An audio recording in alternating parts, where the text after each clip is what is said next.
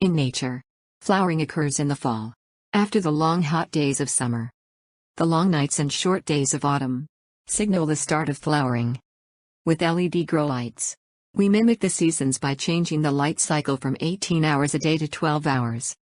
Once the light cycle is changed to 12 hours, adding more light to the plants helps increase the flowers and yield. Lights for flowering stage, popularly known as grow light, are artificial sources of light that serve the plants the correct spectrum of light to boost their photosynthesis process for year-round growth. They convert the electrical energy into light particles, photons that help photosynthesis and promote growth. Things to consider when choosing the best lights for the flowering stage.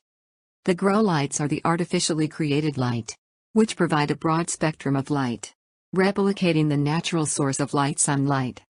As there are so many brands and so many options of grow lights in the market, it is necessary to consider some specific factors.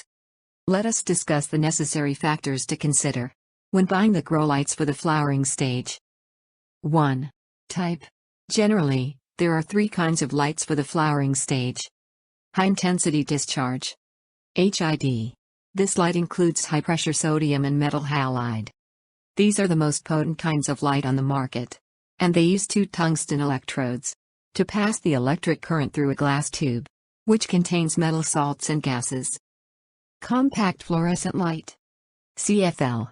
Their key features are similar to the higher quality HID bulbs, but they are less powerful than them. Light-emitting diode, LED. These lights contain N-type alloys and P-type alloys. The light is generated when the electrons move across the NP gap. 2. Heat generation. The heat generation is much different between the different lights for the flowering stage. This is very important, as you need to consider 2 things. Firstly, excess heat can damage the plants, or can reduce production. And secondly, excess heat can mean less light generation, which means the money spent is not worth it. The CFL lights produce the most heat among HID and LED lights. For all lights, as the price increases, the quality and heat production decrease. 3. Color. Red and blue are the most common and best colored lights for the growth of plants. However, red is the most appropriate color for the flowering stage of a plant. Therefore, for the flowering stage, go for red-colored lights or similar colors. For this stage, the colors between 620 nanometers to 780 nanometers are the most effective. 4. Lumens. Lumen is the unit for measuring the total light emitted from the light source in the visible spectrum. This is a critical factor, as they help to determine the total amount of light the plants can absorb. The plants cannot grow effectively if the right amount of light is not provided to them. The LED bulb is the best in lumens, followed by CFL. 5. Wattage.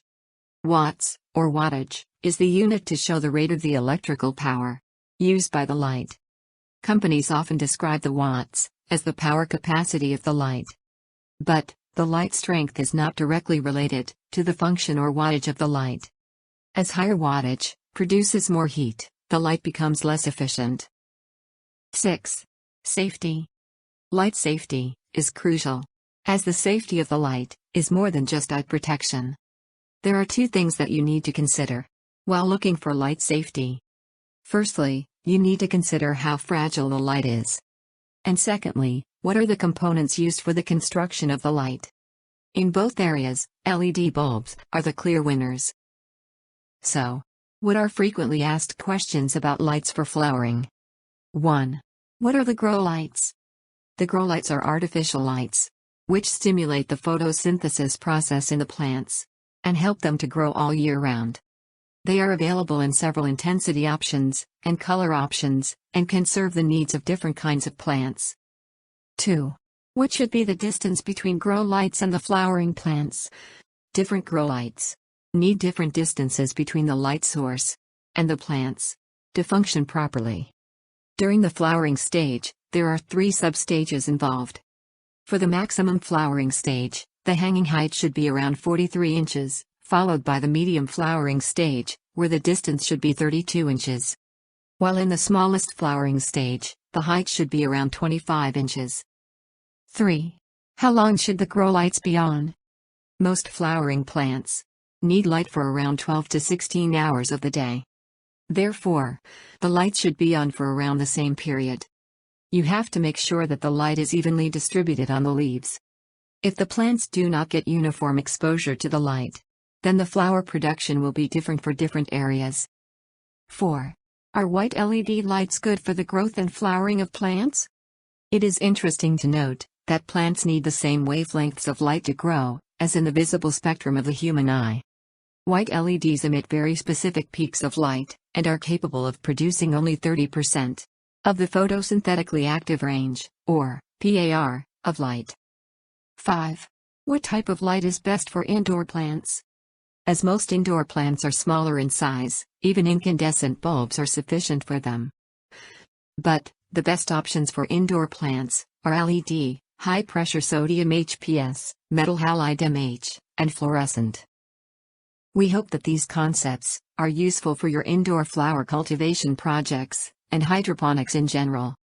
If the subject interests you, subscribe to the Electronic Applications channel, and give us a like.